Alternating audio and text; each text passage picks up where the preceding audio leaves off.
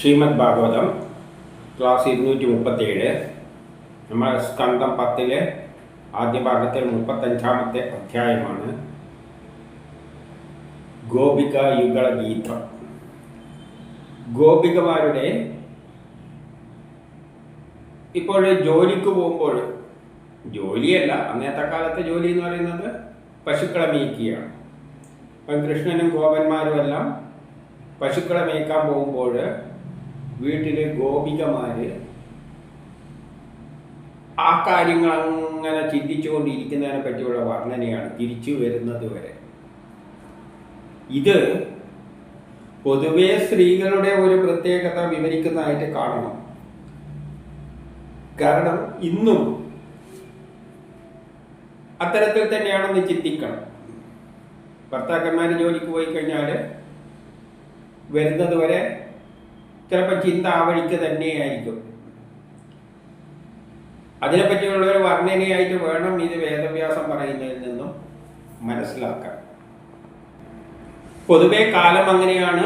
പ്രകൃതി അല്ലെങ്കിൽ കൃഷ്ണൻ അല്ലെങ്കിൽ ശ്രീഹരി അത്തരം ഒരു മാനസിക അവസ്ഥയിലൂടെയാണ് ഗോപികമാരെ സൃഷ്ടിച്ചിരിക്കുന്നത് എന്ന് വേണം ഇതിൽ നിന്ന് മനസ്സിലാക്കാൻ. ഇത് ഏതോ കാലവുമായിട്ട് ബന്ധപ്പെട്ട ഏതെങ്കിലും ഒരു കാലത്തുള്ളതൊന്നുമല്ല, എല്ലാ കാലത്തിലുമുള്ളത്. ഇത് ഭാരതത്തിലുള്ളവർക്കോ അതും അങ്ങനെയൊന്നുമില്ല. ഇത് സായിപ്പന്മാരുടെ കാര്യത്തിലും പണ്ട് ഗോത്ര കാലഘട്ടത്തിലും സായിപ്പന്മാരുടെ കാര്യത്തിലും എല്ലാം ആ കാലഘട്ടത്തിലെല്ലാം ബാധകമാണ്. ഗോപികമാരെന്ന് പറയുമ്പോൾ ഇവിടെ ഗോപികമാരെന്ന് പറയുന്നത് എന്താണ് ഉദ്ദേശിക്കുന്നതെന്ന് അറിയാമല്ലോ. സ്ത്രീകൾ, പൊതുവെ സ്ത്രീകളുടെ അവസ്ഥയാണ്. അവർ ഈ തരത്തിലെല്ലാം ചിന്തിക്കുക എന്നാണ് വേദവ്യാസം പറഞ്ഞു വരുന്നത്. ശരിയാണോ അല്ലയോ എന്നുള്ളത് അവരവർ ചിന്തിക്കുക. നമുക്കിപ്പോൾ ഈ വിഷയത്തിലേക്ക് വരാം. അപ്പോൾ ശ്രീ സുഗൻ പറയുകയാണ്, കൃഷ്ണൻ വനത്തിലേക്ക് പോയപ്പോൾ അവരുടെ പിന്നാലെ മനസ്സ് മൂടിപ്പോയിരുന്ന ഗോപികമാർ അവരുടെ മനസ്സ് ഓടിപ്പോയി. കൃഷ്ണൻ പോകുമ്പോൾ അതിൻ്റെ പിന്നാലെ മനസ്സ് ഓടിപ്പോയി.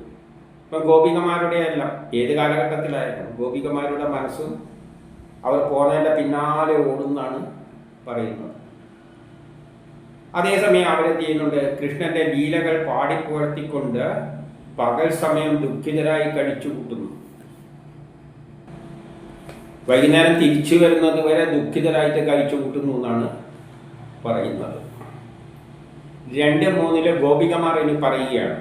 എന്തെല്ലാം പറയുന്നത്? ശ്രീകൃഷ്ണൻ മുഖം അല്പം ചെരിച്ചിട്ട് ഓടക്കുഴൽ വിളിക്കുമ്പോൾ, ചുണ്ടുകളിൽ ചേർത്ത് വിളിക്കുമ്പോൾ, അപ്പം കുറച്ച് മുഖം ചെരിച്ചിട്ടാണ് ഓടക്കുഴൽ പിടിക്കുക. അത് പടത്തിൽ നോക്കിയാലും അങ്ങനെ തന്നെയാണുള്ളത്. അതുകൊണ്ടായിരിക്കും പടം അങ്ങനെ വരച്ചിരിക്കുന്നത്. അതായത് കൃഷ്ണന്റെ ഓരോ ഭാവങ്ങളും അതേപോലെ ചിന്തിക്കുകയാണ്.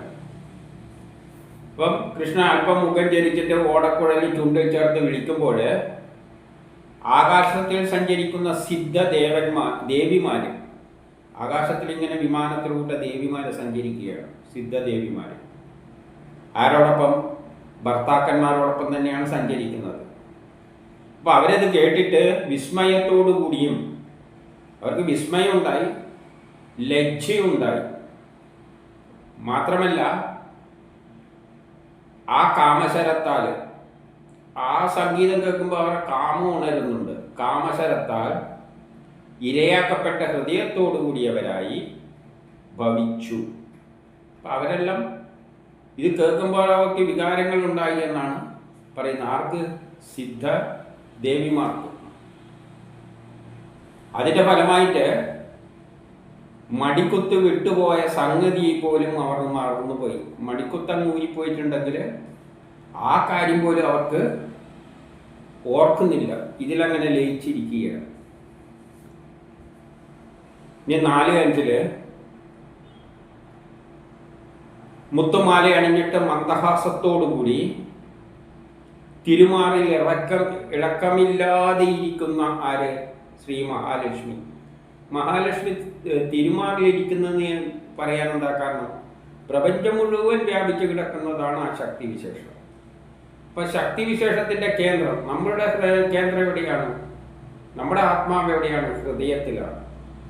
അപ്പം ദ്വയമായിരിക്കുന്ന ആ ഹൃദയത്തോട് ചേർന്ന് തന്നെയാണ് അതിൻ്റെ ദ്വയമായ സംഗതിയുമുള്ളത്. അതുകൊണ്ടാണ് കൃഷ്ണൻ്റെ പ്രകൃതി പുരുഷൻ, അതിൻ്റെ ദ്വയമായ മഹാലക്ഷ്മിയും ഹൃദയത്തോട് ചേർന്ന് സ്ഥിരമായിട്ട് അങ്ങനെ നിൽക്കുകയാണ് എന്ന് പറയുകയാണ്.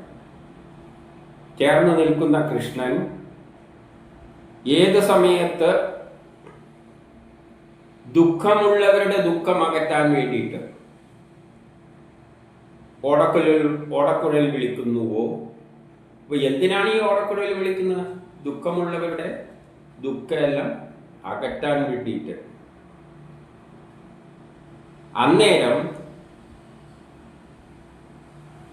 തൊഴുത്തിലെ കാളകളും വനത്തിലെ മാനുകളും പശുക്കളും വേണുനാദത്തിൽ ആകൃഷ്ടരായിട്ട്, അപ്പൊ അങ്ങനെ വിളിക്കുമ്പോൾ തൊഴുത്തിലെ പശുക്കള്, തൊഴുത്തിലെ കാളകളും വനത്തിലെ മാനുകളും പശുക്കളും എല്ലാം വേണുഗാനത്തിൽ ആകൃഷ്ടരായിട്ട് കടിച്ച പുല്ല് കടിച്ചിട്ടുണ്ടെങ്കിൽ ആ പാട്ട് കേൾക്കുമ്പോൾ ആ പുല്ല് വായി തന്നെ വെച്ചിട്ട് ഇറക്കൂല, ചവക്കൂല, അങ്ങനെ അങ്ങ് വെച്ചിട്ട് അനക്കമില്ലാതെ എന്ത് നിൽക്കും? ഉറക്കം തൂക്കി. അത് കേട്ടിട്ട് പിന്നെ ഉറക്കവും വരും. ഈ പാട്ട് കേട്ടാൽ ഉറക്കം വരുമല്ലോ. അതുകൊണ്ട് ഇത് കേട്ടിട്ട് പുല്ല് പോലും കടിച്ച് ഇത് ചവയ്ക്കോ ഉള്ളിലേക്ക് വിടുകയോ ചെയ്യാതെ അനക്കമില്ലാതെ അതിൽ തന്നെ ചിന്തിച്ചുകൊണ്ട് ചിത്രം കണക്കെ നിന്നു എന്ന് പറയുകയാണ്. ചിത്രം പോലെ അങ്ങനെ അനങ്ങാതെ നിൽക്കും. ഇതെല്ലാം ആര് പറയുന്നതാണ്? ഗോപികമാര് പോകുന്ന പോക്കിൽ കൃഷ്ണന്റെ ഓടക്കുഴൽ വിളിക്കുമ്പോൾ മൃഗങ്ങളെല്ലാം കാട്ടിക്കൂട്ടുന്ന കാര്യമാണ് ഇവർ ഭാവനയിൽ ഇങ്ങനെ കാണുന്നത്. കാരണം അന്നത്തെ കാലത്ത് കാട്ടിലാണ് പോകുന്നത്. അവിടെ പിന്നെ വേറെ ആരെ പറ്റി ചിന്തിക്കാനില്ലല്ലോ. മൃഗങ്ങളും മരങ്ങളല്ലേ ഉള്ളൂ. ഇന്നത്തെ കാലത്താണെങ്കിൽ എന്താണ് വേദവ്യാസൻ എഴുതുക? ഭർത്താക്കന്മാർ ഇറങ്ങി പോകുമ്പോൾ അല്ലേ കൃഷ്ണൻ, അതിന് പകരാണല്ലോ കൃഷ്ണനായിട്ട് പറഞ്ഞിരിക്കുന്നത്. കൃഷ്ണൻ പോകുമ്പോൾ അടുത്ത വീട്ടിൽ ഇന്ന കൂട്ടുകാരനുണ്ട്, അല്ലെങ്കിൽ ഇന്ന കൂട്ടുകാരൻ്റെ അവിടെ കയറി നിന്ന് വർത്താനം പറയുന്നുണ്ട്. ഞാൻ അതിൻ്റെ അപ്പുറത്തും ഇപ്പം അപ്പുറത്തെത്തിയിട്ടുണ്ട്. ഇനിയിപ്പോൾ അവിടെയാണോ കയറി തങ്ങുന്നത്? ഇങ്ങനെ ചിന്തിച്ചിട്ടാണ് പോവുക. പിന്നെ ഓഫീസിലെത്തിയാലുള്ള കാര്യം. തിരിച്ചു വരുമ്പോൾ അവിടെ വഴിക്കൊരു മദ്യശാലയുണ്ട്, ഇനി അവിടെ കയറുമോ? എല്ലാ കൂട്ടുകാരെയും വിളിച്ചിട്ട് ഇനി വേറെ എവിടെയെങ്കിലും പോകുമോ? ഇങ്ങനെയുള്ള കാര്യങ്ങളായിരിക്കും വേദവ്യാസൻ എഴുതുക. ഇത് പിന്നെ കാട്ടിൽ പോകുമ്പോൾ പിന്നെ മൃഗങ്ങളും മാനിൻ്റെ കാര്യമല്ലാതെ വേറെ എന്താ പറയേണ്ടത്? ഇതെല്ലാം കവിഭാവനയിൽ വെച്ച് കാട്ടുന്നതായിട്ട് കണ്ടാൽ മതി. പക്ഷെ ഒന്നുണ്ട്, പശുക്കളെ മേയ്ക്കാൻ പോകുമ്പോൾ ഇവരുടെ അവസ്ഥ ഇങ്ങനെയല്ലായിരിക്കും പൊതുവെ. അതാണ് ഇതിലൂടെ പറഞ്ഞു വെക്കുന്നത്. ഇനി 6-7 മയിൽപ്പീലിയുണ്ട്. നല്ല തളിരോലയെല്ലാം അവിടെ ഇവിടെയെല്ലാം വെച്ചിട്ടുണ്ട്, അലങ്കരിച്ചിട്ടുണ്ട്. മൂലാവയാൽ വേഷത്തോടെ ബലരാമനോടൊത്താണ് പോയിരിക്കുന്നത്. അപ്പം അതുമെല്ലാം ചിന്തിക്കുകയാണ്. ബലരാമനോടൊത്തും ഗോപകന്മാരോടൊത്തും കൂടി എപ്പോൾ യാതൊരു പശുക്കളെ വിളിച്ചു വരുത്തുവാൻ വേണ്ടി ഓടക്കുഴൽ ഊതുന്നുവോ, പശുക്കൾ വേറെ എവിടെയും പോകുമ്പോൾ വെറുതെ ഓടക്കുഴൽ വിളിച്ചാൽ മതി. പാട്ട് കേട്ടാൽ പശുക്കളെ അട്രാക്റ്റായിട്ട് ഓടക്കുഴൽ നാദം കേൾക്കുമ്പോഴേക്ക് ഇങ്ങോട്ടേക്ക് എത്തും. ഇപ്പോഴും പശുക്കളെ വിളിക്കാൻ ഭാഷ വെച്ചിട്ടൊന്നും അല്ലല്ലോ വിളിക്കുന്നത്. ഓരോ ഹായ് പോയി നല്ല ആക്കുമ്പോഴാണ് പശുക്കൾ അങ്ങോട്ടും ഇങ്ങോട്ടും പോവുക. ഇതിപ്പോൾ ഓടക്കുഴലാക്കുന്നേ ഉള്ളൂ, വേറെയൊന്നുമില്ല. ശബ്ദത്തിലൂടെ തന്നെയാണ് പശുക്കളുമായിട്ടുള്ള കമ്മ്യൂണിക്കേഷൻസ്. അങ്ങനെ വിളിക്കുമ്പോൾ, പശുക്കളെ വിളിക്കുമ്പോൾ, പശുക്കളെല്ലാം മാറുമ്പോൾ ഓടക്കുഴൽ വിളിച്ചാൽ ഇങ്ങോട്ടേക്ക് വരും. അപ്പോഴവിടെ നദികൾ പോലും ഗമനം നഷ്ടപ്പെട്ടിട്ട് ഒഴുകുന്ന നദി പോലെ ശാന്തമായിപ്പോയി. എൻ്റെ കാറ്റിലൂടെ അടിച്ചു വരുന്ന അദ്ദേഹത്തിൻ്റെ തൃപ്പാദത്തിലെ പൊടി. എന്തുകൊണ്ടാണ് തൃപ്പാദത്തിലെ പൊടി എന്ന് പറയുന്നതെന്ന് മുമ്പ് പറഞ്ഞു കഴിഞ്ഞു. ആ ശ്രീഹരി എന്ന് പറഞ്ഞാൽ ലോകം മുഴുവൻ വ്യാപിച്ചു കിടക്കുകയാണ്. അദ്ദേഹത്തിൻ്റെ കാലിലെ ഒരു പൊടിക്ക് സമാനമാണ് നമ്മുടെ ഭൂമിയും ഇവിടെയുള്ള 7 ലോകങ്ങളും. അതുകൊണ്ടാണ് തൃപ്പാദത്തിലെ പൊടി എന്നെപ്പോഴും പറഞ്ഞുകൊണ്ടിരിക്കുന്നത്. ആ പൊടി കൊതിച്ചുകൊണ്ടാണ്, കാറ്റിലൂടെ ആ പൊടി കൊതിച്ച് വരും എന്നുള്ള കൊതിയോടുകൂടിയാണ് നദികൾ വെള്ളത്തിൻ്റെ ഒഴുക്ക് പോലും കുറച്ചൊന്ന് ശാന്തമാക്കുന്നത്. അവരുടെ അവസ്ഥ ഏതാണ്? നമ്മളെപ്പോലെ ഏറിയ പുണ്യം ഇല്ലാത്തവരായി കാണപ്പെടുന്നു. ആ നദികളും അതേ പുണ്യമൊന്നും ഇല്ലാത്ത മാതിരി. നമുക്കും വലിയ പുണ്യമൊന്നുമില്ല, കാരണം എപ്പോഴൊന്നും കിട്ടുന്നില്ല, അങ്ങ് പോകുകയല്ലേ, പകല് മുഴുവൻ എവിടെയല്ലോ ആണല്ലോ. ഇനി 8-9 മഹാവിഷ്ണുവിനെ പോലെ മറ്റുള്ളവരാൽ വാഴ്ത്തപ്പെടുന്ന. അപ്പൊ എപ്പോഴും പറയുമ്പോഴും മഹാവിഷ്ണുവിനെ പറ്റി പറയും, കാരണം അത് വിട്ടുപോകരുത്. കൃഷ്ണൻ എന്ന് പറയുന്ന ഈ പറയുന്ന കക്ഷി എന്ന് പറഞ്ഞാൽ പ്രപഞ്ചം മുഴുവൻ നിലനിൽക്കുന്ന ആ കക്ഷിയാണ്. അതുകൊണ്ടാണ് മഹാവിഷ്ണുവിനെ പോലെ മറ്റുള്ളവരെല്ലാം വാഴ്ത്തപ്പെടുന്ന അചഞ്ചല ശ്രീത്വം ചെന്ന ശ്രീകൃഷ്ണൻ. നല്ല ശ്രീത്വമുള്ള മുഖാലമാണ്. വനത്തിൽ സഞ്ചരിച്ചുകൊണ്ട് പശുക്കളെ വേണുനാദത്താൽ വിളിച്ചുകൊണ്ട് വരുമ്പോൾ, അങ്ങനെ പശുക്കളെയെല്ലാം വേണുനാദം മോദിയിട്ട് വിളിച്ചു കൊണ്ടുവരുമ്പോൾ ആ വേണുനാഥ ആരെല്ലാം കേൾക്കും? വള്ളികളും മരങ്ങളും തന്നിലെ ആനന്ദത്തെ പ്രകടമാക്കാൻ വേണ്ടിയിട്ട് ആ വള്ളികളും മരങ്ങളും എല്ലാം അത് കേൾക്കുമ്പോൾ അതിനുള്ള ആനന്ദം, കൃഷ്ണനെ കണ്ടുകൊണ്ടുള്ള ആനന്ദം പ്രകടിപ്പിക്കാൻ വേണ്ടിയിട്ട് പൂത്ത് കായ്കളായിട്ട് പിടിച്ചിരിക്കുന്ന അവയുടെ നിറയെ കായ്കളും പൂക്കളും കൊണ്ട് ആ ഭാരം കൊണ്ട് എന്താവും? കമ്പിങ്ങനെ താണു വരുമല്ലോ. ആ താണു വരുന്ന ഏതിനു വേണ്ടിയിട്ട് എന്ന് പറയുകയാണ്? അദ്ദേഹത്തിനെ നമസ്കരിക്കാൻ വേണ്ടിയിട്ട്. അതായത് പൂവിനെ അർച്ചിക്കുക, കായ്കളെയെല്ലാം അർച്ചിക്കുക. അപ്പം കൃഷ്ണൻ ഇങ്ങനെ പോകുമ്പോഴുള്ള മരയിൽ ഇങ്ങനെ പൂത്തൊലഞ്ഞ മരത്തിന്റെ കാര്യമെല്ലാം ഇവർ ചിന്തിച്ചോണ്ട്. ഇതെല്ലാം ഗോപികമാർ പറയുന്നതാണ്. എന്നിട്ട് അതിൻ്റെ പൂക്കളിൽ നിന്നുണ്ടാവും പൂന്തേൻ ഇങ്ങനെ ധാരകളെ പ്രേമത്താൽ ചൊരിഞ്ഞുകൊണ്ട് നിൽക്കുന്നു എന്ന് പറയുകയാണ്. അതിൻ്റെ പൂക്കളിങ്ങനെ തേനിങ്ങനെ ചൊരിഞ്ഞുകൊണ്ട് നിൽക്കും കൃഷ്ണന് വേണ്ടിയിട്ട്. ഇനി 10-11 അഴകോടെ തിലകം ചാർത്തിയ കൃഷ്ണൻ വലമാലയിലെ തുളസിയുടെ തേൻ കുടിച്ചു മതിച്ചു വരുന്ന വണ്ടുകൾ. അപ്പൊ അദ്ദേഹത്തിന്റെ വനമാലയിലുള്ള പൂക്കളിലെ തേന് കുടിച്ചിട്ട് എല്ലാം അതേപോലെ തേനലോട് കൂടിയുള്ള വനമാലയാണ്. അതിലെ വണ്ടുകള് ആ തേന് കുടിച്ചിട്ട് മത്തരായിട്ട് എന്ത് ചെയ്യാണ്? പാടുകയാണ്. ആ പാടുന്നതിൻ്റെ അനുസരിച്ച് ഇദ്ദേഹം എന്ത് ചെയ്ത് അതിനെ ആദരിച്ചുകൊണ്ട് ചുണ്ടിൽ ചേർത്തുകൊണ്ട് ഓടക്കുഴൽ വെച്ചുകൊണ്ട് അതിനനുസരിച്ച് തന്നെ പാടാൻ തുടങ്ങിയപ്പോൾ എന്തു സംഭവിച്ചു? തടാകത്തിലെ ഹംസങ്ങളും സാരാസം മുതലായ ഹംസ പോലെയുള്ള ആ പക്ഷികളെല്ലാം മോഹനഗാനത്തിൽ ആകൃഷ്ടരായിട്ട് കൃഷ്ണന്റെ അടുത്തേക്ക് വന്നിട്ട് നിശബ്ദമായി കണ്ണു അടച്ച് കൃഷ്ണന്റെ അടുത്ത് നിന്നു എന്നാണ് പറയുന്നത്. ഹംസങ്ങളെല്ലാം ആകൃഷ്ടരായിട്ട് കൃഷ്ണന്റെ അടുത്ത് അതും കേട്ടിട്ട് നിന്നു. ഇനി 12-13 പൂമാലയോടുകൂടി കർണഭൂഷണങ്ങളാൽ ബലരാമനോടൊത്ത് ഗോവർദ്ധന താഴ്വരയിൽ വിശ്രമിക്കുമ്പോൾ, അങ്ങനെ അവർ കാട്ടിലൂട്ട് നടന്നിട്ട് എവിടെ എത്തുന്നുണ്ട്? ഇവർ പോന്ന വഴിയിലൂട്ട് ചിന്തിക്കുക, തിരിച്ചു എത്തുന്നവരെ ഈ ചിന്തയാണ്. അതാണ് നേരത്തെ ഞാൻ പറഞ്ഞു, ഇന്നത്തെ കാലത്തായിരുന്നുവെങ്കിൽ ചിന്തിക്കുന്ന എന്തായിരിക്കും?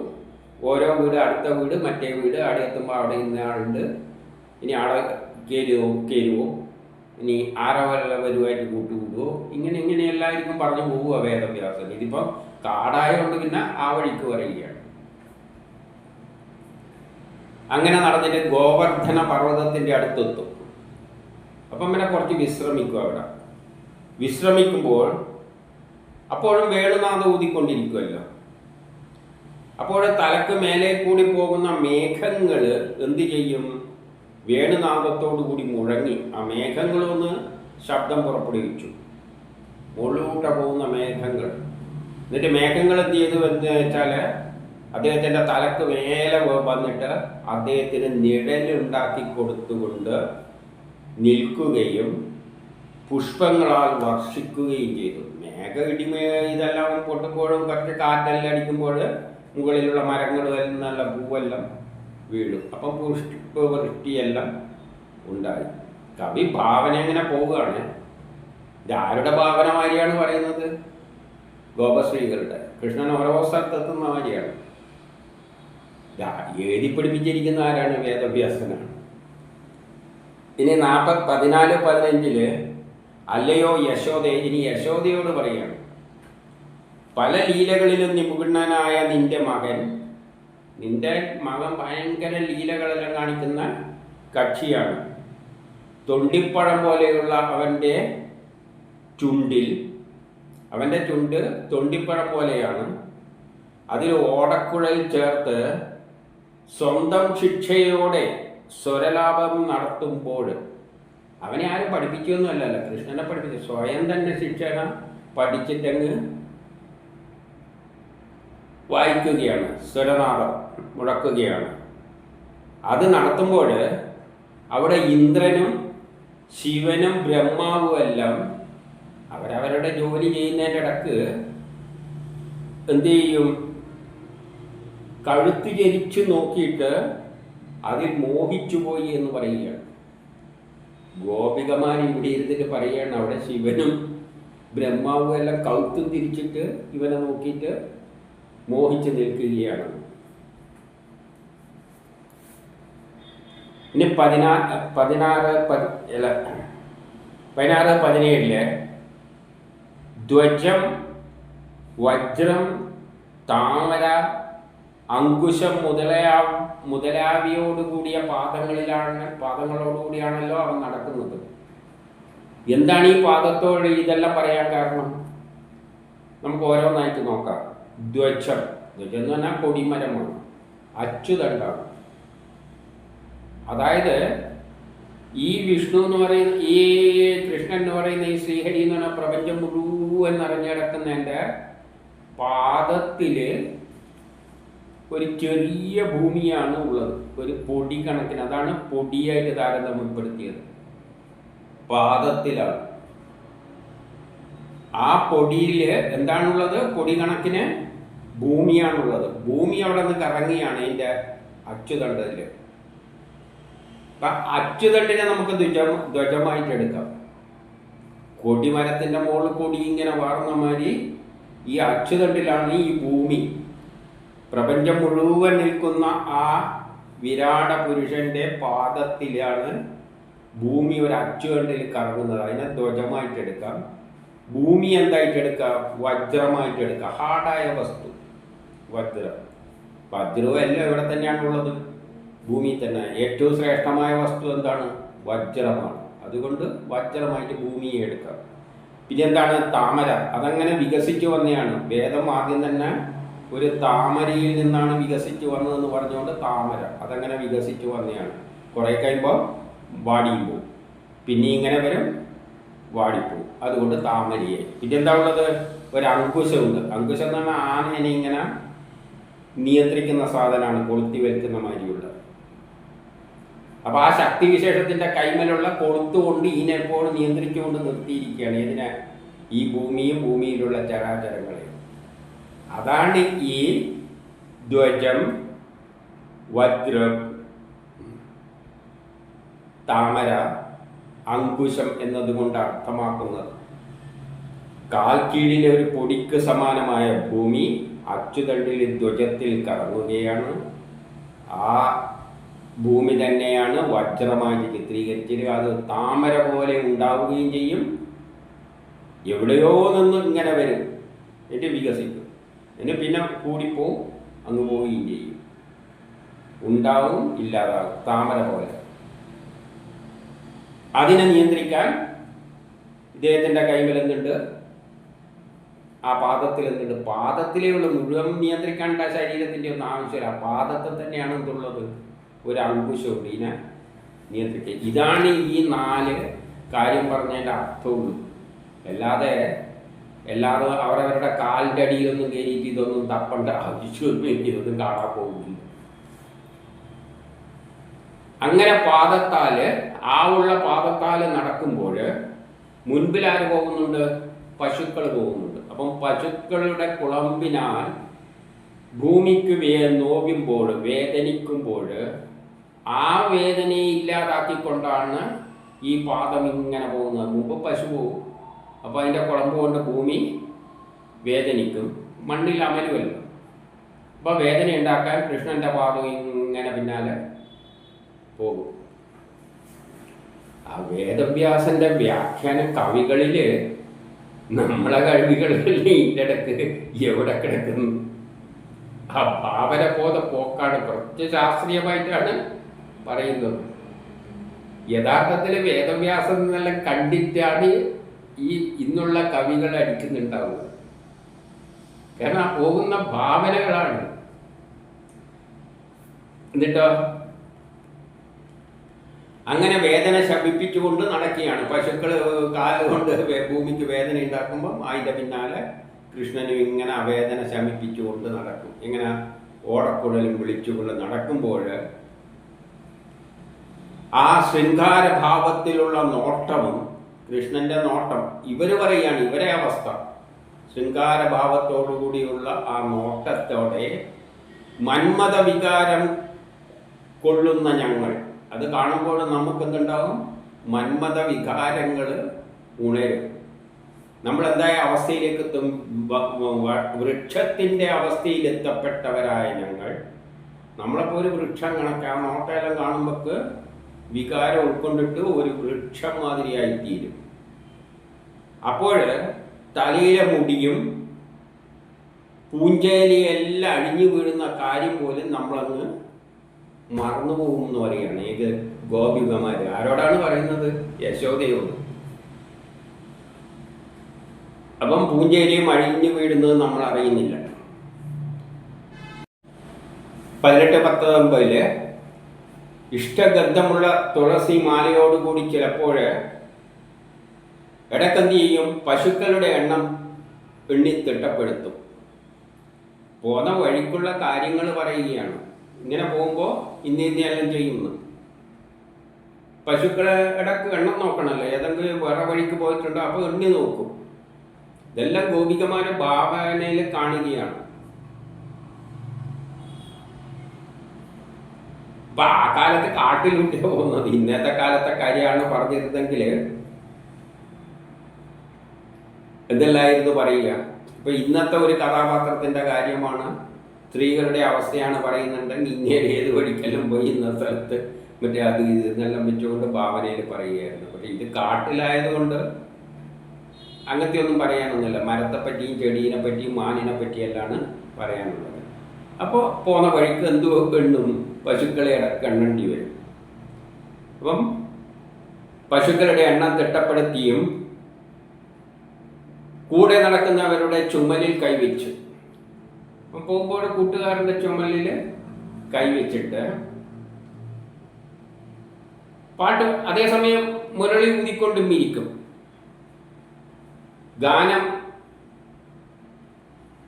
അങ്ങനെ ആലപിച്ചുകൊണ്ട് തന്നെയാണ് പോകുന്നത്. അങ്ങനെ പോകുമ്പോൾ കൃഷ്ണമൃഗത്തിൻ്റെ കുടുംബിനികളായ മാൻപേടകൾ,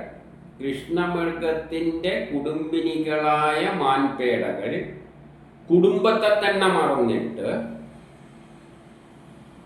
ആ കുടുംബത്തിന്റെ കാര്യമെല്ലാം മറന്നിട്ട് അവർ എന്ത് ചെയ്യും?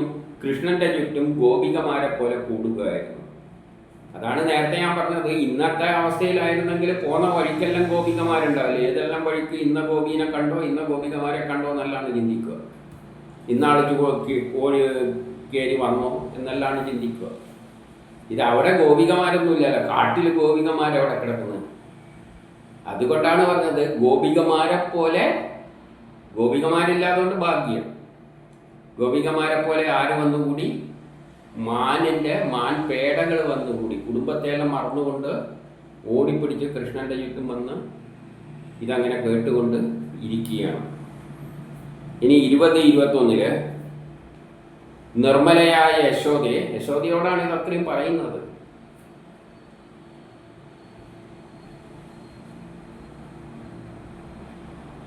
മുല്ലമാലയാൽ അലങ്കൃതമായ വേഷത്തോടെ ഇഷ്ടതോഴന്മാരായ ഗോപന്മാർക്കും പശുക്കൾക്കും സന്തോഷം ജനിപ്പിച്ചുകൊണ്ട് യമുനയിൽ കുളിക്കുന്ന നേരം. അപ്പം ഇങ്ങനെ പശുക്കളെല്ലാം എണ്ണി നടക്കുമ്പോൾ ഇതുവരെ മലയിലാണ് കണ്ടിരുന്നത്. ഇപ്പോൾ എവിടെ എത്തി? യമുന നദിയുടെ തീരത്തെത്തി. നടന്ന് പോന്ന വഴിയിലൂടെ പറയുകയാണ്. ഇപ്പം യമുനേൻ്റെ നദീതീരത്തിലെത്തി. അപ്പം ഈ ഓടക്കുഴലെല്ലാം വിളിച്ച് ഇഷ്ടതോഴന്മാർക്കും ഗോപന്മാർക്കും പശുക്കൾക്കും എല്ലാം സന്തോഷം ജനിപ്പിച്ചുകൊണ്ട് അങ്ങനെ എത്തിയിട്ട് യമുനയിലെത്തുമ്പോൾ അതിൻ്റെ അകത്ത് കയറി കുളിക്കാൻ തുടങ്ങുമ്പോൾ ചന്ദനക്കാറ്റ് എന്ത് ചെയ്യുന്നുണ്ട്? കൃഷ്ണൻ്റെ നേരെ നല്ലോണം വീശി, ചന്ദനത്തിലൂടെ അതിൻ്റെ മണലിലടിച്ച കാറ്റിങ്ങനെ കൃഷ്ണൻ്റെ നേരെ വീശി. അപ്പം ഇത് കണ്ടിട്ട് കൃഷ്ണൻ അവിടെ കുളിക്കുന്നതെല്ലാം കണ്ടിട്ട് ഓടക്കുഴലും വിളിച്ചിട്ടല്ല കുളിക്കുന്നത്. അപ്പം ഗന്ധർവന്മാർ അവിടെ ഇരുന്നിട്ട് എല്ലാ വാദ്യോപകരണങ്ങളോടും കൂടി നിന്നു എന്നാണ്. അവരും അതിന് സംഗീതം വേണമല്ലോ. അപ്പോൾ അതെല്ലാം ഗന്ധർവന്മാർ വന്നിട്ട് ഒരുക്കി കൊടുത്തു. ഇനി 22-23 ഗോപന്മാർക്കും ഗോക്കൾക്കും നന്മ അരുളുന്നവനും, ഗോപന്മാർക്കും ഗോക്കൾക്കും അവരെ തൃപ്തിപ്പെടുത്താൻ വേണ്ടി തന്നെയാണല്ലോ കൃഷ്ണൻ്റെ ജീവിതം തന്നെ ആ നിലയിലാണ് പോകുന്നത്. അപ്പം അവർക്ക് നന്മയരുളുന്നവനും വഴിയിൽ ബ്രഹ്മാദി ദേവന്മാരാൽ വന്ദിക്കപ്പെടുന്നവൻ തൃപ്പാദത്തോടു കൂടിയവനും. അദ്ദേഹത്തിൻ്റെ തൃപ്പാദങ്ങളെ ആര് വണങ്ങുന്നുണ്ട്? വഴിയിലെല്ലാം ബ്രഹ്മാദി ദേവന്മാർ. അപ്പം അദ്ദേഹത്തിൻ്റെ പാദങ്ങളെ വണങ്ങുന്നുണ്ട് ആര്? ഇദ്ദേഹം പോകുന്ന വഴിയിൽ ബ്രഹ്മാദി ദേവകളെല്ലാം. അപ്പോൾ ശ്രീഹരിയാണിത്, അല്ലാതെ കൃഷ്ണനല്ല. പ്രപഞ്ചം മുഴുവൻ വ്യാപിച്ചു കിടന്ന ശ്രീഹരിയുടെ തൃപ്പാദത്തിൻ്റെ അടിയിലാണ്, ആ പൊടിയേറ്റിട്ടാണ് ഈ സൃഷ്ടി സ്ഥിതി സംഹാരം എവിടെയാണ്? ഭൂമിയിലാണ്. അതെവിടെയാണുള്ളത്? പ്രപഞ്ചം മുഴുവൻ വ്യാപിച്ചു കിടക്കുന്ന ആ ശ്രീഹരിയുടെ പാദത്തിലെ പൊടിക്ക് സമാനമാണ് പ്രപഞ്ചമുള്ളത്. അപ്പം അവിടെ കിടന്നിട്ട് ബ്രഹ്മാവും വിഷ്ണുവും ഈ പൊടിയെ തൃപ്പാദത്തോട് വന്ദിക്കുകയാണ്. ആ തൃപ്പാദത്തെ വന്ദിക്കുകയാണ്. ഗാനം പൊഴിക്കുന്ന മുരളിയോടുകൂടി ഇവനും എപ്പോഴും ഗാനം പൊഴിച്ചുകൊണ്ടാണ് നടക്കുന്നത്. അനുചരന്മാരെന്ത് ചെയ്യുന്നുണ്ട്? വാഴ്ത്തപ്പെടുന്നുണ്ട്. കീർത്തിയോടുകൂടി അവനും, എല്ലാ കീർത്തിയും തികഞ്ഞവനാണ് ഈ കൃഷ്ണൻ. സന്ധ്യാസമയമായപ്പോൾ അപ്പം നടന്ന് എവിടെ എത്തി? കുളിയെല്ലാം കഴിഞ്ഞ് ഇനി പശുക്കളിൽ തെളിച്ചുകൊണ്ട് എവിടെ വരണം? വീട്ടിലേക്ക് വരണം. അപ്പം സന്ധ്യാസമയത്ത് എല്ലാ പശുക്കളെയും കൂട്ടിയിട്ട് ക്ഷീണിച്ച് വരുന്നവനാണെങ്കിലും, ഭയങ്കര ക്ഷീണിച്ചിട്ട് പശുക്കളെയെല്ലാം തെളിച്ച് ക്ഷീണിച്ചോ ആണല്ലോ വരുന്നത്. നമ്മുടെ നേത്രങ്ങൾക്ക് ആനന്ദമേകിക്കൊണ്ട് വളർത്തുന്നവനും, നമ്മളെ നേത്രങ്ങൾക്ക് ആനന്ദം വളർത്തുന്ന. അപ്പോൾ ക്ഷീണിച്ചാണ് വരുന്നതെങ്കിലും വീട്ടിലെത്തുമ്പോൾ ഇവരെ കാണുമ്പോൾ ആ നേത്രങ്ങളെ കൊണ്ട് ആ ക്ഷീണമെല്ലാം കുറേയെല്ലാം മാറിയിട്ട് ഇവർക്ക് ആനന്ദമേകും. അപ്പം ക്ഷീണിച്ചവനാണെങ്കിലും നമ്മുടെ നേത്രങ്ങൾക്ക് അദ്ദേഹത്തിൻ്റെ നോട്ടം ഉണ്ടാകുമ്പോൾ ഇവരുടെ നേത്രങ്ങൾക്ക് കാണുമ്പം തന്നെ നേത്രങ്ങൾക്ക് ആനന്ദത്തെ വളർത്തുന്നവനും, പശുവിൻ്റെ കുളമ്പിനാൽ അതിൻ്റെ കുളമ്പിൽ തട്ടി ഉയരുന്ന പൊടികളാൽ വനമാലയിൽ പറ്റി പിടിച്ചിരിക്കുന്നവനുമായ കൃഷ്ണൻ. അപ്പോൾ പശുവിനെ തെളിച്ചു പോകുമ്പോൾ അതിൻ്റെ പൊടിയെല്ലാം എവിടെ ഉണ്ടായി? ഈ വനമാല മുഴുവൻ പറ്റിപ്പിടിച്ചിട്ടുണ്ടാവും. അങ്ങനെയുള്ള കൃഷ്ണൻ എന്തു ചെയ്തു? നമ്മുടെ ആഗ്രഹങ്ങൾ സാധിപ്പിക്കുവാനായി ഇതാ വന്നിരിക്കുന്നു. അപ്പം വൈകുന്നേരമായപ്പോൾ തളർന്നിട്ടാണ് വരുന്നുണ്ടെങ്കിലും ഇവർക്ക് കണ്ടപ്പം തന്നെ ആനന്ദം ഉണ്ടായി. എന്നിട്ട് പറയുകയാണ്, നമ്മൾ ആഗ്രഹങ്ങളെ സാധിപ്പിക്കാൻ ഇതാ വന്ന് ചേർന്നിരിക്കുന്നു. ഇനി 24-25 കുറഞ്ഞൊരു മതത്താൽ ചുഴലുന്ന നോട്ടത്തോടും. കുറഞ്ഞൊരു മതത്താൽ, കാരണം ആകെ തളർന്നിട്ട് വരികയാണല്ലോ, പശുക്കളെയെല്ലാം മേയിച്ചിട്ട് തളർന്ന് അവശനായി വരുന്ന മാതിരിയാണല്ലോ വരുന്നത്. അതുകൊണ്ട് കുറഞ്ഞൊരു മതത്താൽ ചുഴലുന്ന നേത്രത്തോടും അല്പം പഴുത്ത ലന്തപ്പഴം പോലെയുള്ള തിരുമുഖത്തോടും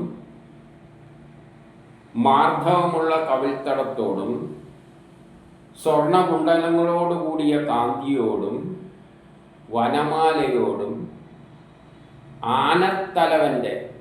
ആനയുടെ കൂട്ടത്തിലെ തലവൻ്റെ നടത്തത്തോടും സ്വന്തക്കാർക്ക് ബഹുമാനം നൽകി. അപ്പം വീട്ടിലെത്തുമ്പോൾ സ്വന്തക്കാരുണ്ടല്ലോ, അവരെയെല്ലാം ബഹുമാനിച്ചിട്ട് തന്നെയാണ്.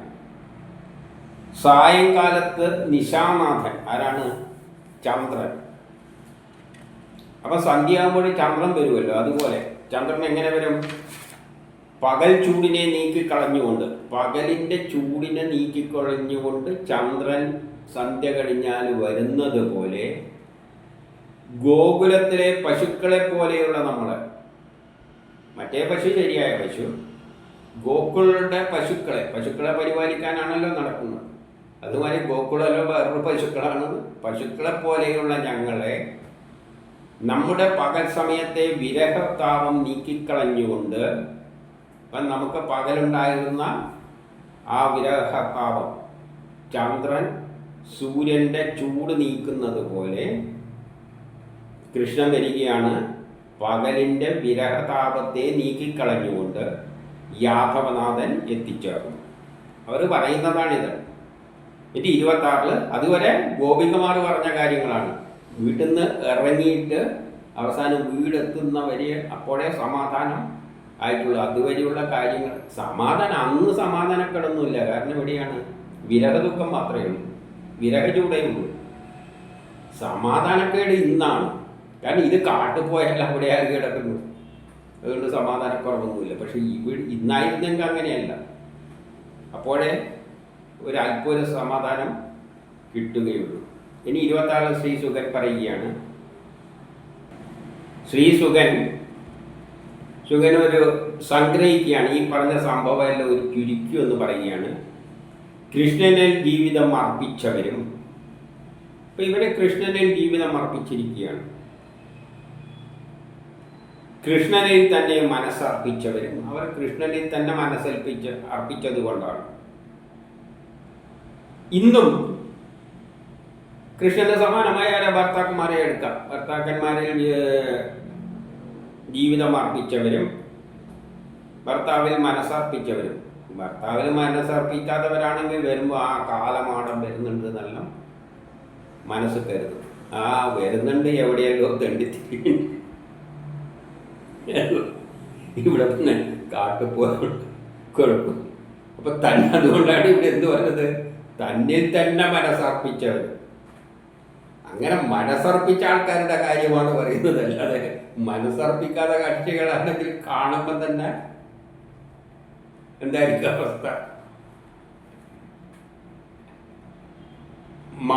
മഹാസൗഭാഗ്യം ഇതിലൂടെ നേടിയവരുമായ ഗോകുല നാരിമാർ പകൽ വേളകളിൽ ഇത്തരം ശ്രീകൃഷ്ണ ലീലകളെ ഗാനം ചെയ്ത് രമിച്ചിരുന്നു.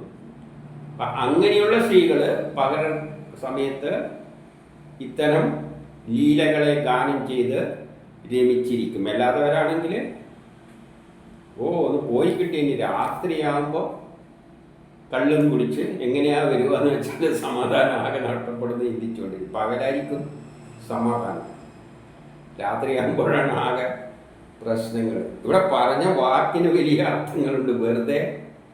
ഞാനിത് വെറുതെ ഇവിടെ സന്ദർഭമല്ലാതെ പറയുന്നതല്ല. അതുകൊണ്ടാണ് ഈ വാക്ക് ഉപയോഗിച്ചിരിക്കുന്നത്. കൃഷ്ണനിൽ തന്നെ മനസ്സർപ്പിച്ചവരും കൃഷ്ണനിൽ ജീവിതം അർപ്പിച്ചവരും അവർക്ക് മാത്രമേ ഇത് ബാധകമുള്ളൂ. അങ്ങനെയുള്ള ഗോകുല നാരിമാർ പകൽ വേളകളിൽ ഇത്തരം കൃഷ്ണലീലകളെ ഗാനം ചെയ്ത് രമിച്ചിരുന്നു. അങ്ങനെ അധ്യായം കഴിഞ്ഞു.